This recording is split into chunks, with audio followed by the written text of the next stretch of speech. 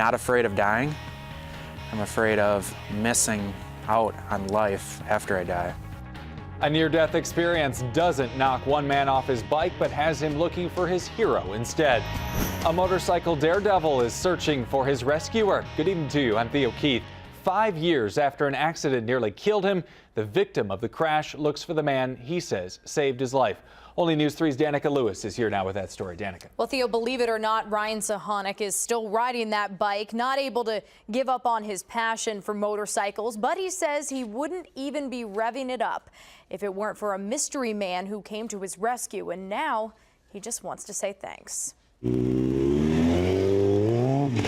I don't associate motorcycles with getting hurt. Now the speed and wheelies are kept to the parking lot. I don't ride on the street anymore, I ride in parking lots. After an unlucky turn almost took Ryan Suchanek's life. Came across me laying in the middle of the road, and luckily he didn't find his turn off. He is the man who found Suchanek after his motorcycle collided with a woman's windshield on a back road in Milton.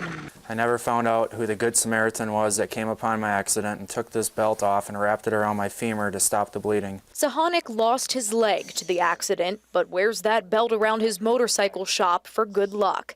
He posted a picture of it on Facebook, hoping to find its owner 5 years later. Maybe someday I'll be able to give his belt back. And talk to the man Suchanek says saved his life. My wife thinks it was a guardian angel. That's what she definitely thinks that.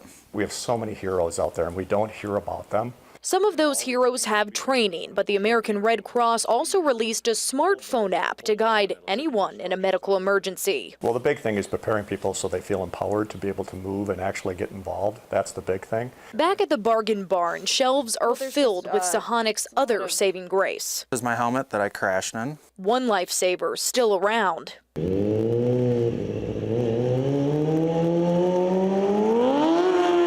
Hoping he can track down the other soon. I owe the guy dinner. He saved my life.